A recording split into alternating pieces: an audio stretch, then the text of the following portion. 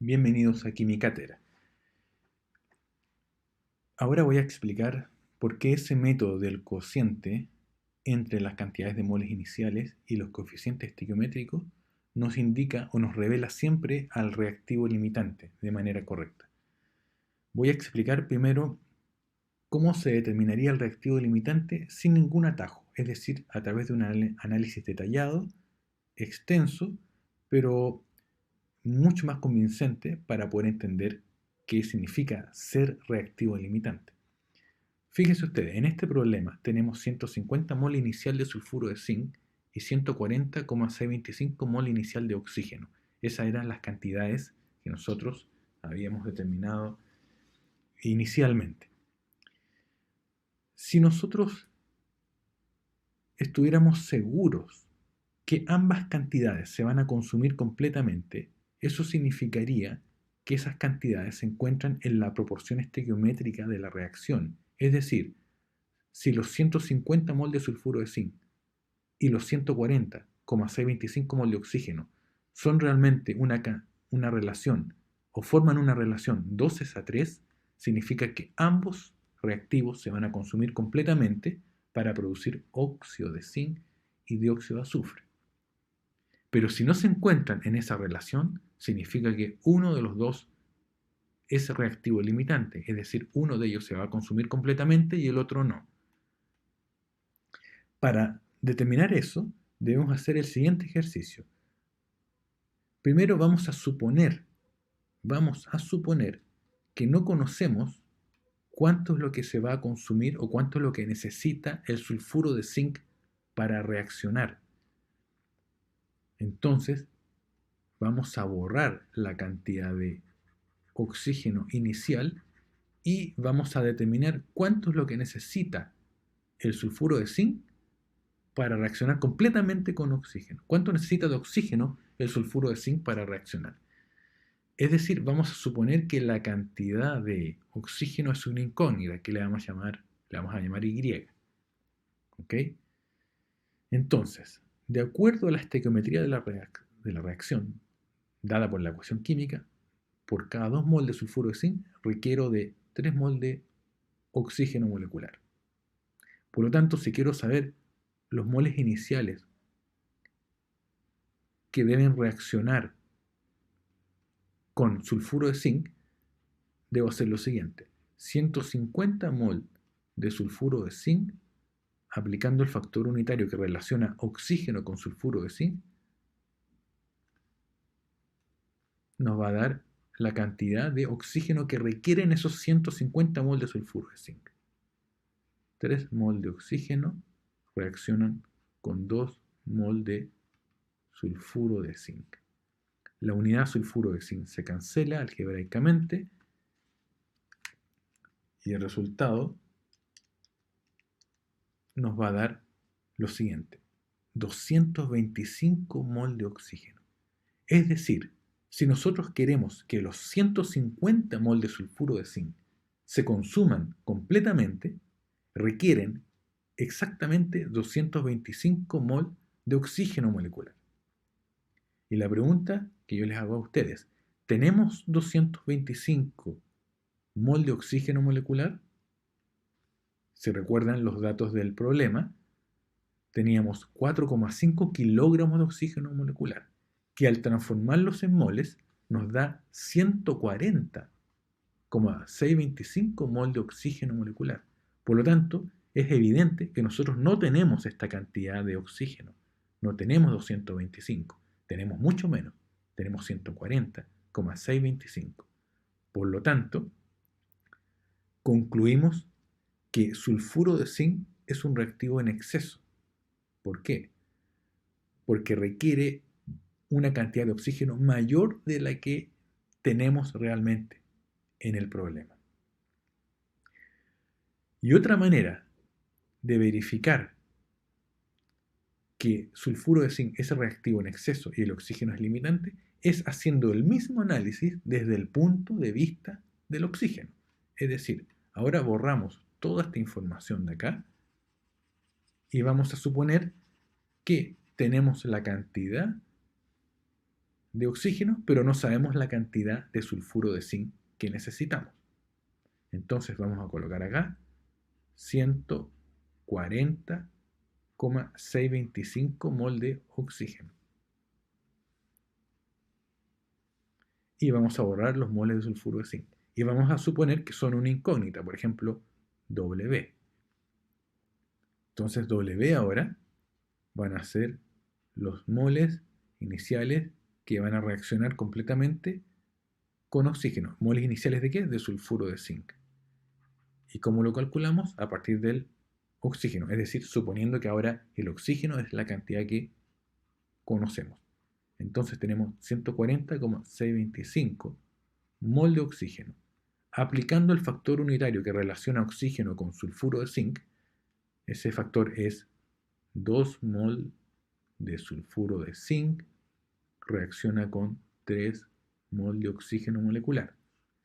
Se cancela la unidad mol de oxígeno molecular y obtenemos lo siguiente. 140,625 por 2 dividido por 3 nos va a dar 93,75 mol de sulfuro de zinc. Es decir, si tenemos 140,625 mol de oxígeno y queremos que reaccionen completamente, ellos requieren de 93,75 mol de sulfuro de zinc. Y ahora les hago la pregunta a ustedes. ¿Tenemos 93,75 mol de sulfuro de zinc? La respuesta es sí. Y tenemos de sobra, porque el problema parte teniendo 150 mol de sulfuro de zinc. Por lo tanto, de esos 150 mol de sulfuro de zinc, 93,75 van a reaccionar completamente con el oxígeno. Y por lo tanto, va a hacer que sobre 56,25 mol de sulfuro de zinc. Por lo tanto, con este análisis largo extendido, hemos comprendido ahora que con los datos del problema, 150 mol de sulfuro de zinc y los 140,625 mol de oxígeno que provienen de los 4,5 kilogramos de oxígeno, con esos datos nos damos cuenta que el oxígeno es reactivo limitante porque se va a consumir completamente con 93,75 mol de sulfuro de zinc, que provienen o que están contenidos en esos 150 mol de sulfuro de zinc. Por lo tanto, es claro que el sulfuro de zinc es reactivo en exceso, porque no reacciona completamente, reacciona solamente 93,75 mol de sulfuro de zinc. Y de los 150 van a sobrar 56,25, que no alcanzaron a reaccionar porque simplemente no existía la cantidad de oxígeno suficiente como para que reaccionara todo el sulfuro de zinc. Por lo tanto, esta es la razón por la cual el oxígeno es el reactivo limitante. Fíjense ustedes que si estas cantidades hubieran estado en proporción estequiométrica, significaría, por ejemplo, que nosotros, si tenemos 150 mol de sulfuro de zinc, con 225 mol de oxígeno, sí tendríamos una relación estequiométrica de 2:3. Y en ese caso no habría reactivo en exceso. Los dos serían reactivo limitante. O en otras palabras, si hubiéramos tenido 93,75 mol de sulfuro de zinc y 140,625 mol de oxígeno, esos también reaccionarían completamente. Por lo tanto, en un escenario ideal, es decir, donde las cantidades estuvieran en proporción estequiométrica, nosotros tendríamos dos posibilidades. 150 mol de sulfuro de zinc reaccionando con 225 mol de oxígeno, porque en este caso sí se cumple la proporción estequiométrica. Fíjense ustedes. Si ustedes toman 150 y lo dividen por 2, les da 75. Y si toman 225 y lo dividen por 3, les da el mismo número, 75.